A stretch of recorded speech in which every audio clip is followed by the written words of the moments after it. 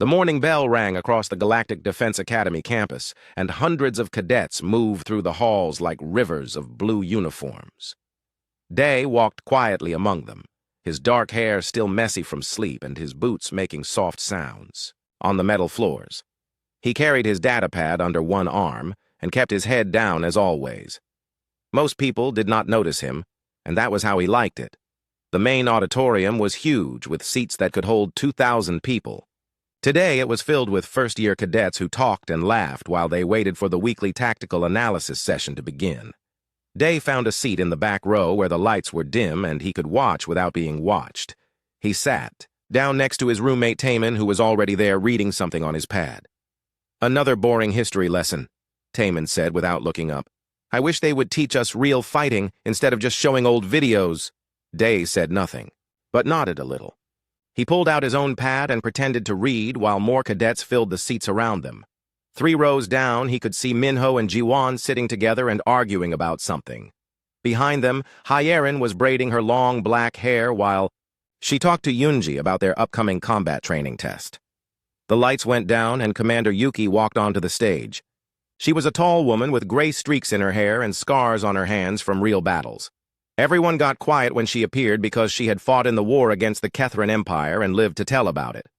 "Today we will study the Asteroid Belt Campaign," she said, and her voice carried easily through the big room. "This battle changed everything in the war and showed what humans could do when we fought smart instead of just fighting hard." The air above the stage shimmered, and then a huge holographic display appeared. It showed the dark space between planets where thousands of ships had once fought. Red dots marked the alien fleet and blue dots showed the human defenders. The red dots were much bigger, and there were many more of them. "The Kethran Empire brought their largest fleet to destroy our solar system," Commander Yuki said as the display moved to show the battle. "They had ships that could crack planets and weapons we had never seen before. Our fleet was smaller and older, but we had something they did not expect." The view changed to show the inside of a massive alien ship. The walls were black metal covered in strange symbols that glowed purple. Bodies of dead aliens lay everywhere and smoke filled the air. Then a figure in human armor appeared moving through the wreckage. Day felt his stomach twist as he watched the lone warrior on the screen. The figure was smaller than most soldiers and moved with perfect balance, even in the heavy gravity of the alien ship. Purple blood covered the armor and several pieces were cracked or missing, but the warrior kept going deeper into the ship. "This is real footage from inside the Kethran flagship," Commander Yuki explained. "One human soldier infiltrated their largest ship and spent 18 hours fighting alone through their defenses. Watch how they move." The warrior flowed like water around the alien defenders. When 3 Kethran soldiers with energy weapons tried to corner the human, the warrior used the walls and ceiling to attack from impossible angles. The aliens were twice as tall as humans and had 4 arms each, but they could not touch the small figure that danced between their shots. "Look at that," Minho whispered loudly enough for others to hear. "No human can move that fast." "The armor must have special systems," Jiwan whispered back. "Maybe drugs or cybernetics or something?" Day closed his eyes for a moment, but he could still hear the sounds from the hologram. The buzz of energy weapons and the crash of metal on metal. The alien voices shouting in their clicking language. The heavy breathing inside a helmet that filtered recycled air. When he opened his eyes, the warrior was in the ship's engine room. Massive machines hummed with power that could destroy planets. The warrior moved between them with tools taken from dead aliens and began to work. Every few minutes, more enemies would appear and the fighting would start again, but the warrior never stopped working on the engines. "The Kethran plan was simple," Commander Yuki said. "If they lost the battle, they would overload their flagship and create an explosion big enough to take our entire fleet with them. This one soldier prevented that by disabling their self-destruct system while fighting off their defenders." The hologram showed time passing in fast motion. Hour after hour, the lone figure fought and worked and bled. The warrior's movements got slower as time went on, and the armor took more damage, but still they kept going. Sometimes they would fall down, and Day would hold his breath until the figure got back up. 18 hours, Commander Yuki repeated. 18 hours of continuous combat in hostile environment against impossible odds. When our boarding teams finally reached the flagship, they found over 3,000 dead Kethran soldiers and one unconscious human who had saved the entire solar system. The hologram faded, and the lights came back up. The auditorium was completely quiet for a long moment. Then the cadets began to talk all at once. "That cannot be real," someone said from the front rows. "No human could survive that long," another voice added. "Maybe it was a robot or an android," Hiren suggested to her friends. "The armor had to be doing most of the work," Minho said confidently. "Humans are not that strong or fast." Day listened to them debate and argue about what they had seen. Some thought the footage was fake or enhanced. Others believed it was real, but that the warrior must have had special training or genetic modifications. A few thought it might not even be human at all. Commander Yuki raised her hand for silence. "The identity of this soldier remains classified," she said. "What we know is that this person single-handedly changed the course of the war and saved millions of lives. Study this footage carefully because it shows what humans can accomplish when everything depends on us." The session ended, and cadets began to file out of the auditorium. They walked in small groups, still talking about the legendary warrior and what kind of person could do such impossible things. Some made jokes about finding the mystery soldier and getting their autograph. Others argued about whether the story was even true. Day did not move from his seat. He sat in the back row staring at the empty space where the hologram had been while the auditorium slowly emptied around him. His hands were shaking a little and he pressed them flat against his knees to make them stop. Taman gathered his things and stood up. "Come on, Day," he said.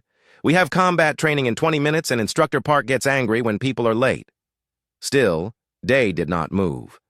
His eyes were fixed on the stage where Commander Yuki was packing up her equipment. He watched her leave through the side door, and then they were alone in the huge empty room. "Day," Taman said again, and this time his voice was worried. "What is wrong with you? You look like you saw a ghost." Finally, Day turned to look at his roommate. Taman was 17 like him, with a round face and kind eyes. They had been living together for 6 months, and Taman was probably the closest thing to a friend that Day had ever had. But there were things about himself that Day had never told anyone and never planned to tell. "That was me," Day said so quietly that his voice was almost lost in the big empty space. Taman blinked and tilted his head. "What did you say?" Day looked back at the empty stage where the hologram had shown the lone warrior fighting for 18 hours to save the human fleet, where purple blood had covered broken armor and a small figure had moved like death through alien corridors, where a 14-year-old boy had become something else entirely. "That was me," he said again. Taman stared at his roommate for several long seconds before he started to laugh. "Good one, Day," he said and picked up his bag. "For a moment there, I thought you were serious. Come on, let's go, or we will be late for training." But Day did not move, and he did not smile. He sat perfectly still in the empty auditorium with his hands pressed against his knees and his eyes focused on something far away. The expression on his face was not the look of someone who had made a joke. Taman stopped laughing. "Day," he said slowly. "You are joking, right?" "I wish I was," Day said, and finally stood up. His movements were careful and controlled like someone who was thinking about every step. "We should go to training now." They walked through the halls in silence with other cadets hurrying past them toward the training facilities. Taman kept looking at his roommate from the corner of his eye, but Day stared straight ahead and did not speak. When they reached the combat training room, Instructor Park was already there checking equipment. "You are late," Park said, without looking up from the practice weapons. He was a short, muscular man with graying hair and arms covered in old scars. "Take your positions for hand-to-hand combat drills." The cadets formed pairs and began practicing the moves they had learned. Taman was matched with Minho while Dai worked with a quiet girl named Sora. Instructor Park walked between the pairs, calling out corrections and demonstrating proper technique. "Your stance is too wide," Park told one cadet. "Keep your center of gravity lower," he said to another. When he reached Day and Sora, he stopped and watched them practice for several minutes. Day moved through the combat forms with smooth precision. That made it look easy. His balance never shifted, and his timing was perfect. When Sora tried to grab him, he flowed around her attempt and touched her shoulder with 2 fingers before stepping back. "Where did you learn to move like that?" Instructor Park asked. "I practice a lot," Day said simply. Park nodded, but his eyes stayed on Day for the rest of the session. When they moved to weapons training, Day handled the practice sword like it was part of his body. His movements were economical and precise with no wasted motion. Other cadets had to think about each technique, but Day seemed to know instinctively where to place his feet and how to hold his weapon. After training Taemin, and Day walked back to their dormitory room in silence. The room was small with 2 beds, 2 desks, and a window that looked out over the academy grounds. Day sat on his bed and began cleaning his practice gear while Taemin pretended to read. "You were not joking in the auditorium," Taemin said finally. Day looked up from polishing his practice sword. "No, but that is impossible," Taemin said. "The warrior in that footage was fighting aliens 5 years ago. You would have been 12 or 13 years old." 14, Day corrected quietly. Taemin put down his book and turned to face his roommate fully. "Day, this is crazy. You cannot be serious about this." "I know how it sounds," Day said. "I know you do not believe me." "Then prove it," Taemin said. "If you really are this legendary warrior, then prove it somehow." Day was quiet for a long time. Then he set down the practice sword and pulled off his shirt. Taemin had seen him change clothes before, but he had never really looked closely at his roommate's body. Now he could see old scars across Day's chest and back. Thin white lines where energy weapons had burned through armor. Small round marks, where alien claws had found gaps in protection. These matched the damage the warrior took in the footage. Day said softly, "I can tell you exactly how I got each one." Taemin stared at the scars. Some were barely visible, but others were deep and obvious. There were too many of them for someone so young, and they were in places that would have been deadly injuries. "How are you alive?" Taemin whispered. "I should not be," Day said and put his shirt back on. "I was supposed to die on that ship. The mission was designed for someone who would not come back." Over the next hour, Day told his story in quiet pieces. How his family had been on a colony transport when the Kethran Empire attacked. How his parents and little sister Nari had been killed when the aliens boarded their ship. How he had hidden in the cargo hold for 3 days before a human patrol found him. "They took me to a military medical station," Day said. "I was hurt and scared and had nowhere to go. Then some people from military intelligence came to see me. They said I had special reflexes and could process information faster than normal humans. They wanted to train me for a secret mission." "What kind of training?" Taemin asked. "The kind that breaks you down and builds you back up as something else," Day said. "Combat training for 18 hours a day, learning alien languages and technology, conditioning to suppress fear and pain and emotion. They put things in my brain to make me faster and stronger, cybernetic implants." "Yes," Day said.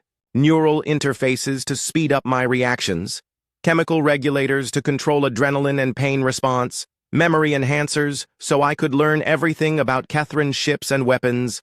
They turned me into a living weapon," Taemin tried to imagine, his quiet roommate as the warrior from the hologram. The figure who had moved like liquid death through alien corridors and fought for 18 straight hours. It seemed impossible, but the scars were real, and the way Day moved in combat training was unlike any other cadet. "What happened after the mission?" Taemin asked. "I woke up in a medical facility 3 years later," Day said. "They had removed all the cybernetic implants and given me false memories of being a war orphan. New identity, new background, enrollment in the academy like any other student. They told me the real memories would fade in time." "But they did not fade." "No," Day said. "I remember everything. Every alien I killed, every moment of those 18 hours. The sound of their breathing when they died. The way their blood smelled, the weight of their weapons in my hands." They sat in silence as darkness fell outside their window. Other cadets could be heard in the halls going to dinner or study sessions, but neither of them moved. Finally, Taemin asked the question that had been forming in his mind. "Why are you telling me this?" Day looked at his roommate with tired eyes. "Because I cannot carry it alone anymore," he said. "Because watching that footage today brought it all back and I need someone to know the truth. Because you are the only person who has ever been kind to me without wanting something in return? I believe you, Taman said quietly. You should not, Day said. You should report me to the Academy administration and let them figure out what to do with me. I am not supposed to exist anymore. But I do believe you, Taman said, and I am not going to report you. Over the following days, Taman watched his roommate with new eyes. He noticed how Day always knew when someone was approaching, from behind. How he could tell what weapons the other cadets were carrying just by watching them walk. How he unconsciously positioned himself near exits in every room and always kept his back to walls. During combat training, Taman saw that Day held back constantly. His movements were precise but not at full speed. His strikes were accurate but not at full power. He was always careful not to seriously hurt his practice partners even when they made mistakes that left them completely open. You could defeat Instructor Park easily, Taman said one evening as they studied in their room. Probably, Day agreed without looking up from his tactical analysis homework. Why do you not? Because that would raise questions I cannot answer, Day said. Because I am supposed to be a normal cadet who is trying to become a soldier, not a weapon. Pretending to be human. Is that how you see yourself? Taman asked. As a weapon, Day set down his stylus and considered the question. I do not know what I am anymore, he said finally. When they made me into the perfect soldier, they took away parts of what made me human. When they tried to make me human again, they could not put all the pieces back together properly. You seem human to me. Do I? Day asked. When you tell jokes, I know I should laugh, but I have to think about it first. When other cadets get angry or excited, I can recognize the emotions, but I cannot feel them the same way. I understand friendship in theory, but I'm never sure if I'm doing it correctly. Taman realized that his roommate was right. Day was always slightly out of step with everyone else. Not enough for most people to notice, but enough to seem a little strange. Like someone who had learned to act human by watching others and copying their behavior. The person who fought on that alien ship was not really me, Day said. It was what they made me into. A perfect killer with my face and my memories. When the mission was over, they tried to bring me back, but some things cannot be undone. Maybe being human is not about feeling emotions the right way, Taman said. Maybe it is about choosing to do the right thing even when you do not feel like you should. Day looked at his roommate with something that might have been gratitude. I hope you are right, he said. Because I am tired of feeling like a ghost, pretending to be alive.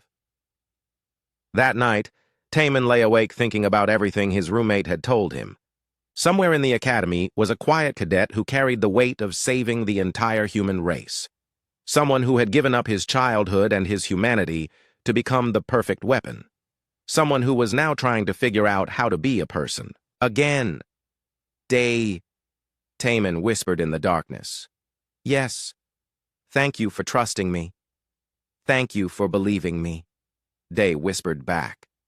Outside their window, the stars shone down on the academy where hundreds of young people trained to defend. Taman tried to keep the secret, but secrets have a way of spreading like water through cracks. It started small with worried glances and whispered conversations. When Minho asked why Day looked so tired, Taman said his roommate was having trouble, sleeping.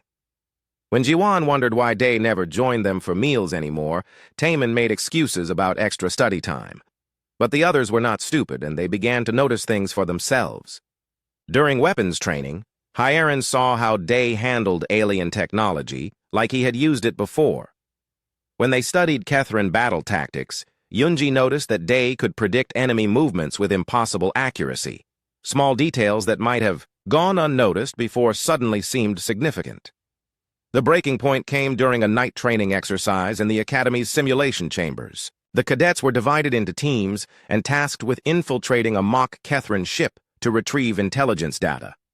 Most teams struggled with the alien layout and strange gravity controls, but Day moved through the simulation like he had been there before. Take the left corridor, he told his teammates.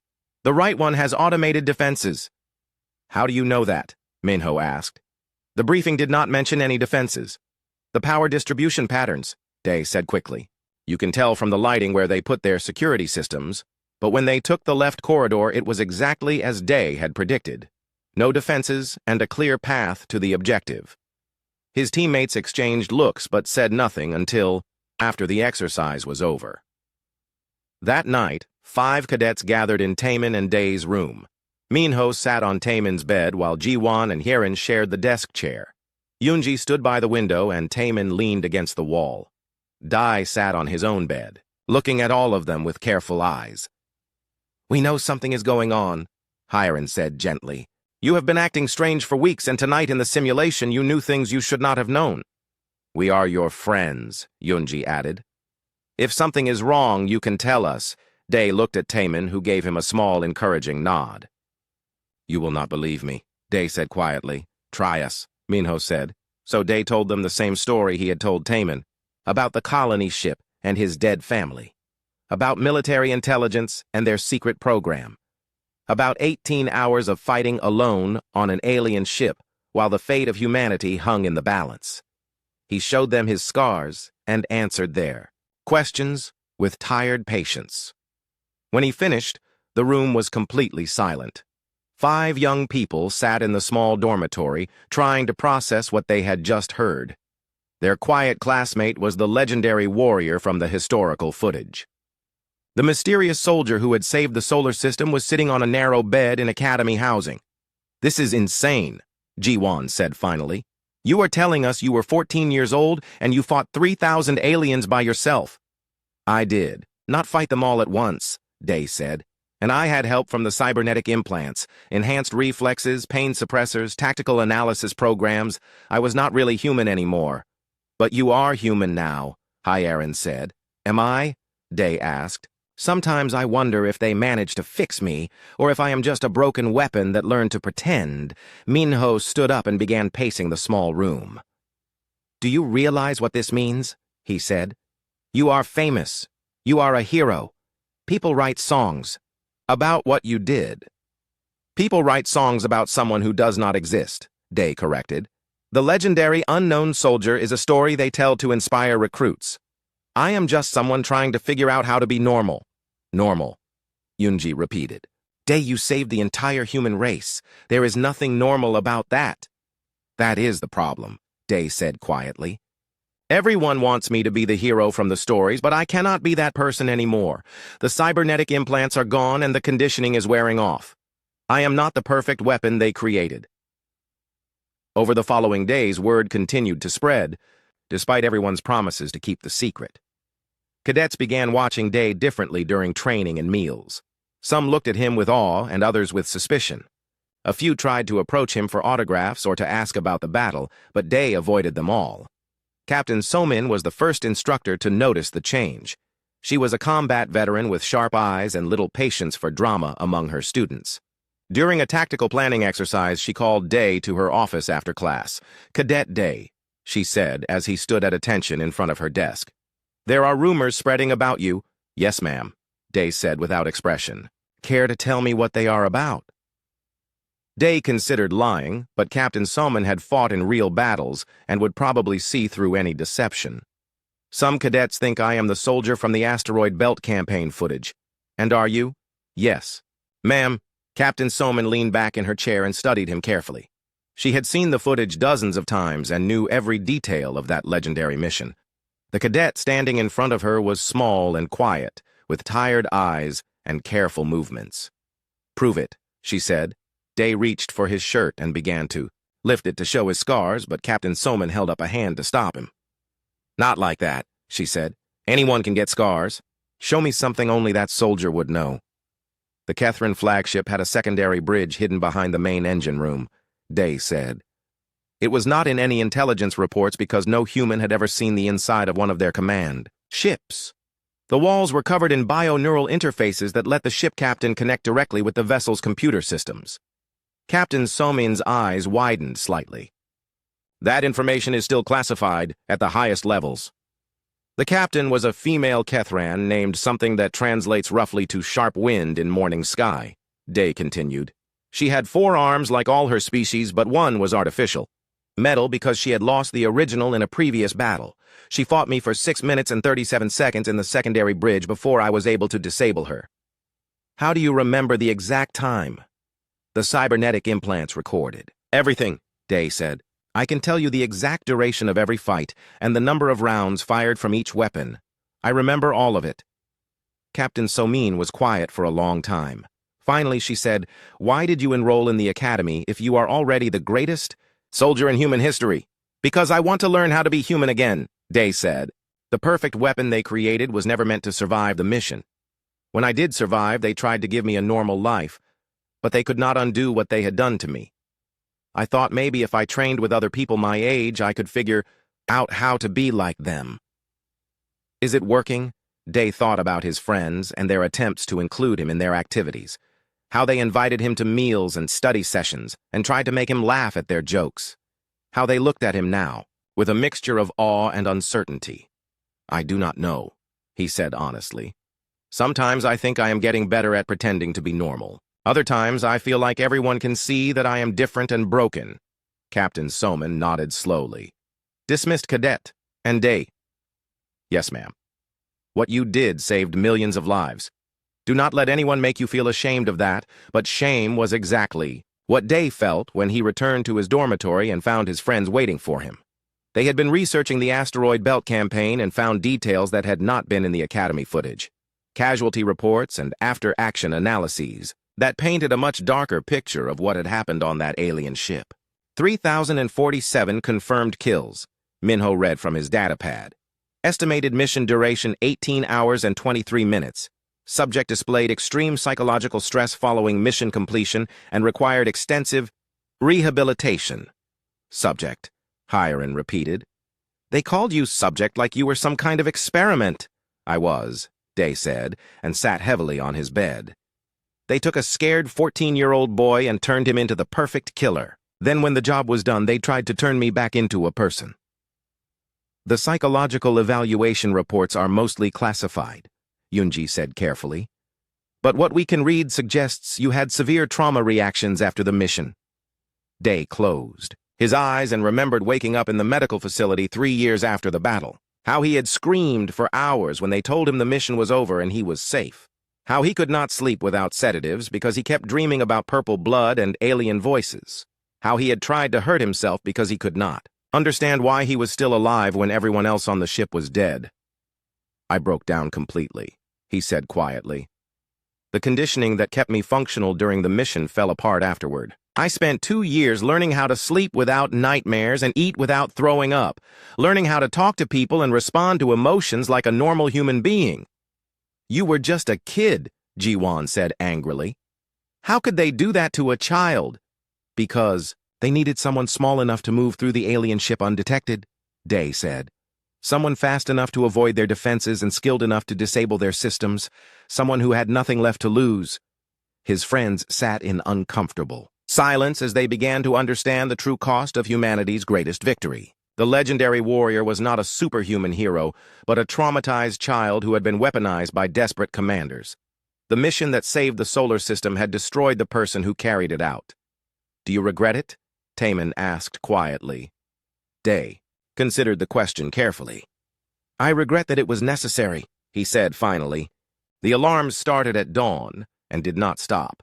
Day woke to the sound of emergency sirens echoing across the academy campus and red lights flashing in the dormitory halls. Around him, other cadets were jumping out of bed and grabbing uniforms while urgent voices crackled over the communication system. "All cadets report to emergency assembly points immediately. This is not a drill. Repeat, this is not a drill." Taman was already pulling on his boots when Day sat up. "What is happening?" Day asked, though part of him already knew. The feeling in his stomach was the same one he had felt 5 years ago when the colony transport shuddered under alien weapons fire. "I do not know," Taman said. "But it sounds serious." They ran through corridors filled with confused cadets and shouting instructors. Outside the dormitory building, they could see ships launching from the military spaceport in the distance. Not the usual training craft, but real warships with weapon systems powered up and shields glowing. The main assembly area was chaos. Hundreds of cadets stood in rough formations while officers tried to organize evacuations. Above them, screens showed tactical displays of the outer solar system where red contacts were moving past the defense stations. "The Kethran Empire has returned," Admiral Kangman announced over the speakers. Long-range sensors show a massive fleet approaching from the galactic rim. All Academy personnel are being evacuated to secure facilities. Day felt the blood drain from his face as he watched the tactical display. The alien fleet was huge, much larger than the one from 5 years ago.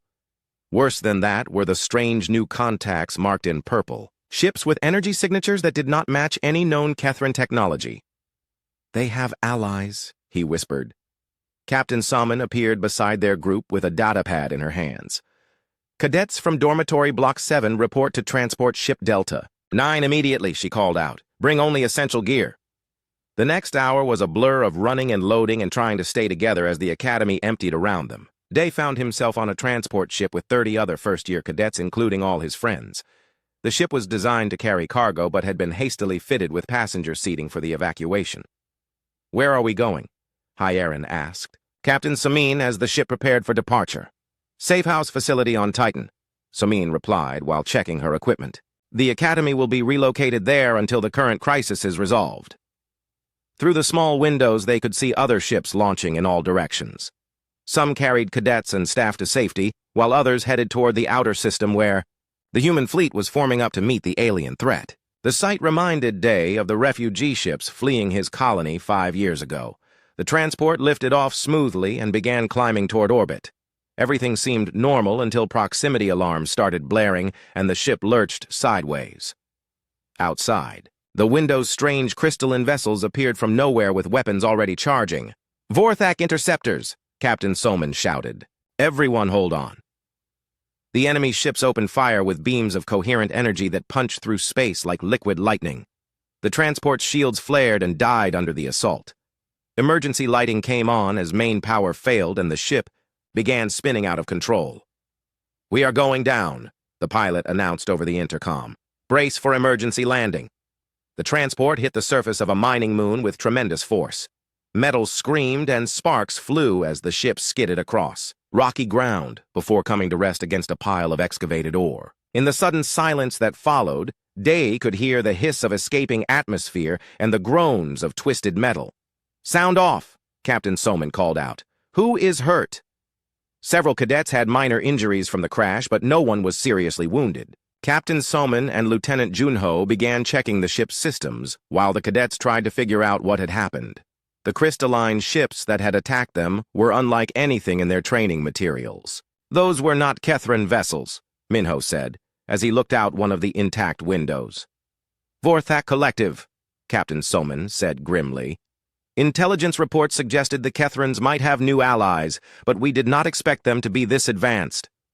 "What are our options?" Yunji asked. Soman checked her datapad and frowned.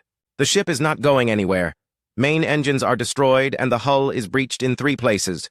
We can seal the passenger compartment, but we cannot fly." "So we wait for rescue," Jiwan said hopefully. "Rescue ships will not be coming, Lieutenant," Junho said quietly. "The entire human fleet is engaged with the main alien force. No one is available for search and rescue operations." The reality of their situation began to sink in. 30 cadets and 2 instructors stranded on a hostile moon, with no way off and no help coming. Outside, the crashed transport alien ships could be seen moving across the sky as they hunted for more human vessels to destroy. "We need to find shelter," Captain Somin said. "This moon has mining facilities that might still have power and life. Support! If we can reach one, we can hold out until the battle is over." But as they prepared to leave the wreckage, Lieutenant Junho spotted movement on the horizon. Alien ground forces were approaching the crash site with weapons ready and vehicles designed for rough terrain. The Vorthak had detected their landing and were coming to investigate. 30 contacts, Junho reported. "Moving fast and armed with energy weapons. They will be here in 10 minutes.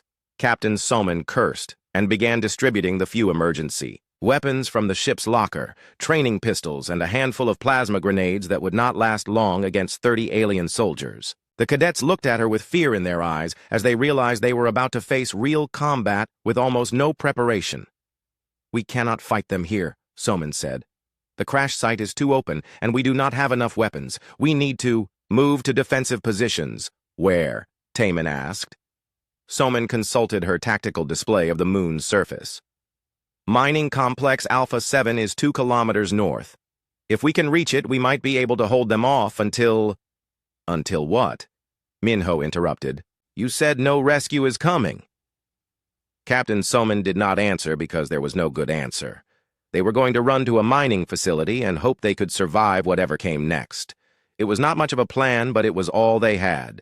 The cadets gathered what supplies they could carry and prepared to leave the relative safety of the crashed ship. Some were crying quietly, and others stood frozen with terror. None of them had trained for real combat against alien enemies, and the weight of their situation was crushing. Wait, Day said quietly. Everyone turned to look at him. He was standing near the navigation console with his hands pressed flat against the metal surface. His breathing had changed, and something in his posture was different. The careful control he always maintained was shifting into something else. We cannot outrun them across open ground, Day said, and his voice was calmer than it had been in weeks. And the mining facility will not provide adequate cover against Vorthak energy weapons. Then what do you suggest? Captain Soman asked. Day looked at his friends and instructors with eyes that seemed older than his 17 years. I suggest we stop running and start fighting. With what? Junho demanded. We have 6 training weapons against 30 alien soldiers. We have the terrain, Day said, and moved to the tactical display. This moon has unstable geology from the mining operations. If we position ourselves correctly, we can use controlled collapses to channel their advance. He began pointing to locations on the map with the confidence of someone who had studied this type of warfare extensively. His suggestions were tactically sound and showed an understanding of alien combat doctrine that impressed both instructors. How do you know so much about Vorthak fighting techniques? Captain Soman asked suspiciously. Day met her gaze steadily. Because I have fought their allies before, he said. And because sometimes being a weapon is exactly what the situation requires, the change in him was subtle but unmistakable. The quiet cadet who struggled with human emotions was being replaced by something focused and dangerous. His friends watched nervously as Day began organizing their defense with military precision that belonged in academy textbooks. Minho and Ji-won take positions on the ridge line with the long-range weapons, he ordered. Hyren and Yunji prepare the charges for the mining equipment. Taemin, you are with me on the forward position. Day. Taemin said quietly. You do not have to do this. You do not have to become that person again. Yes, I do, Day said, and for the first time in months, his voice carried absolute certainty. Because if I do not, then all of you are going to die, and I cannot let that happen. Outside the crashed transport, the alien forces were getting closer. Strange crystalline beings that moved with insectoid precision and carried weapons that could melt through metal armor. They had come to this moon expecting to capture or kill helpless human refugees. Instead, they were about to meet someone who had once fought 3,000 aliens alone and lived to tell about it. Someone who understood that sometimes the only way to protect the people you care about is to become the monster that your enemies fear. Day picked up a training pistol and checked the charge level. It was not much compared to the weapons he had used 5 years ago, but it would have to be enough. Around him, his friends prepared for battle with fear and determination, while their instructors tried to maintain some kind of... The mining facility was older than most of the cadets and built from metal that had started to rust in the thin atmosphere. Day led them through corridors filled with abandoned equipment, while alien energy weapons lit up the night outside. Behind them, the crash transport burned with purple flames that could be seen for kilometers. How long can we hold them? Captain Soman asked as they barricaded the main entrance. Not long, Day replied while studying the facility's layout on a dusty wall display. Maybe an hour if we are lucky and they attack directly. Less if they are smart enough to surround us. The Vorthak were not making the same mistakes their Kethran allies had made 5 years ago. Instead of charging the human position, they spread out and began a careful advance. Energy beams probed the facility's defenses, while small groups moved to cut off escape routes. They are not going to give us an easy fight, Lieutenant Junho observed from his position near a window. Day nodded grimly. The Vorthak learn from their failures. They know humans are dangerous when cornered. Through the communication system, they could hear reports from the main battle near Earth. The human fleet was holding, but barely. Admiral Kangmin's voice crackled through static as he coordinated the defense against impossible odds. All units maintain formation. Do not let them break through to the inner system. Then a new voice joined the channel, clean and authoritative, despite the background noise of battle. Admiral, this is General Park. Requesting permission to speak with any survivors from the Academy transport, Captain Soman activated her transmitter. This is Captain Soman with 30 survivors from Transport Delta 9. We are under attack by Vorthak ground forces on Mining Moon 77 Alpha. Copy that, Captain. Stand by for Admiral Kang Min. The line went quiet for several minutes while energy beams continued to strike the facility around them. When the Admiral came back online, his voice was heavy with the weight of command decisions. Captain Soman, I need to speak with Cadet Day immediately. Soman looked at Day with surprise. Sir, how do you know about... Just put him on the channel, Captain Day. Took the communicator with steady hands. Around him, his friends and instructors listened as he spoke to one of the most powerful men in human space. This is Cadet Day, sir. Son, I know who you really are, Admiral Kangman said. Your identity was never as secret as military intelligence thought. I have been watching your progress at the Academy and hoping we would never need you again, but you do need me, Day said. It was not a question. The Vorthak have quantum displacement technology that lets them appear anywhere in our formation without warning. We cannot predict their movements or protect our vital systems. The only way to stop them is to disable their command ship from the inside. Day closed his eyes and felt the weight of destiny settling on his shoulders again, just like the Kethrin flagship. Exactly like that, the Admiral confirmed. One person small enough to infiltrate their ship and skilled enough to survive long enough to destroy their quantum displacement generators. Without those systems, their fleet will be trapped in normal space where we can fight them. And you want me to volunteer for another suicide mission?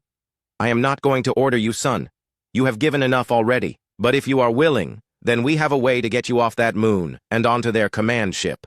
Day looked around the mining facility at his friends who were preparing to fight impossible odds with training weapons. At Captain Soman, who was trying to organize a defense against alien soldiers. At Taemin, who had listened to his darkest secrets and chosen to remain his friend anyway. What about the others? Day asked. My friends are trapped here with no way out. We cannot spare ships for a rescue mission, the Admiral said quietly. I am sorry, but the fleet cannot. Then I cannot help you, Day said firmly. I will not abandon them. The channel went silent except for static. Outside the facility, alien forces were moving closer, and the first energy beams were starting to penetrate their makeshift defenses.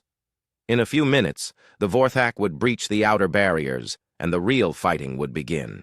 Day, Taemin said quietly. You have to go, No Day replied without hesitation. I am not leaving you here to die. Look around, Hyarin said from her position near the emergency supplies. We are already dead. At least if you go, you can save everyone else. You do not understand, Day said, and his voice carried pain that went deeper than physical injury. When I become that person again, I lose pieces of myself that do not come back. If I do this mission, I might not be the same person who returns. Then we will help you remember who you are, Yunji said simply. Minho stepped away from his defensive position and faced his friend directly. 5 years ago, you saved the human race, by yourself. Today, you can save us by letting us help you. I do not want to be a weapon again, Day whispered. You do not have to be, Ji-Won said. You can be our friend who happens to be very good at fighting aliens. Captain Soman was listening to everything while monitoring the approaching enemy forces. Cadet Day, she said. What if we could get you to the Vorthak command ship without abandoning your team? How Soman smiled grimly. By making this facility the staging area for the most insane rescue mission in military history, she activated her communicator and contacted Admiral Kangman again. Sir, this is Captain Soman with a modification to your plan. We are going to need some very specific equipment delivered to our position.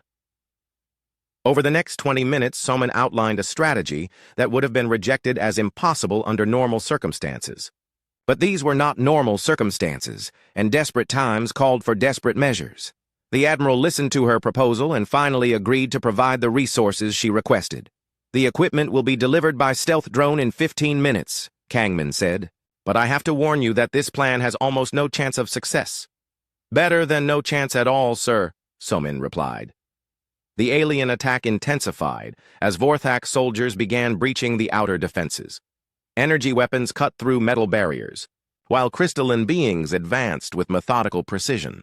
The humans fell back to secondary positions and prepared for close combat with weapons designed for training rather than war. "Here they come," Lieutenant Junho called out as the first aliens entered the main corridor.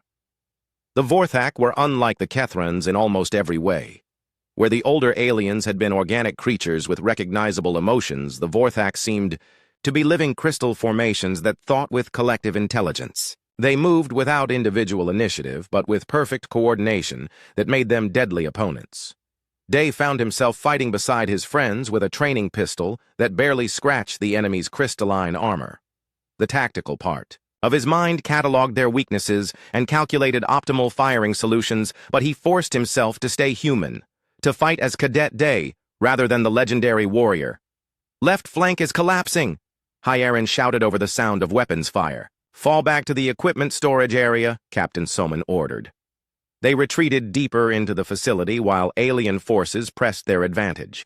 The mining equipment provided some cover, but it was clear they could not hold out much longer. Then the promised delivery arrived in the form of a stealth drone that penetrated the alien perimeter and deposited a cargo pod in the facility's central chamber. "What is it?"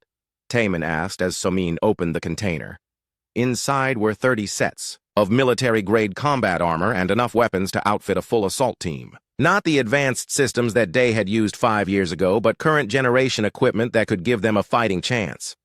"Put these on quickly," Soman ordered. "We have about 5 minutes before they break through our remaining defenses," as the cadets struggled into unfamiliar armor. Day felt something changing inside him. Not the cold transformation into a perfect weapon, but something warmer and more human. He was still the person who had fought alone on an alien ship, but now he was also someone who had friends worth fighting for. "Remember the plan," he said as they prepared for the final phase of their mission. "We fight our way to the transport pad together. No one gets left behind." Together, Taman agreed, and the others nodded. The armored cadets burst from the storage area like a force of nature. Military-grade weapons cut through Vorthak defenses while coordinated tactics drove the aliens back toward the facility entrance. Day led the charge, but he was not alone. His friends fought beside him with skill they had never shown in training. They reached the transport pad just as a human stealth ship materialized overhead. The pilot's voice crackled through their helmet communicators. "Boarding ramp is down. Move quickly before their reinforcements arrive." 30 cadets and 2 instructors ran up the ramp while energy beams lit up the night around them. The ship lifted off immediately and climbed toward orbit where the Vorthak command vessel waited like a crystalline cathedral among the stars. "ETA to target 2 minutes, the pilot announced. "Deployment pod is ready." Day stood in the ship's cargo bay wearing armor that felt familiar, despite being different from what he had used before. Around him, his friends checked their weapons and prepared for a mission that should have been impossible for Academy cadets. "You know this is insane," Minho said over the squad channel. "Completely crazy," Jiwon agreed. "I am terrified," Hyerin admitted. "Me, too," Yunji added. "Good," Day said, and his voice carried calm confidence. "Fear keeps you alive."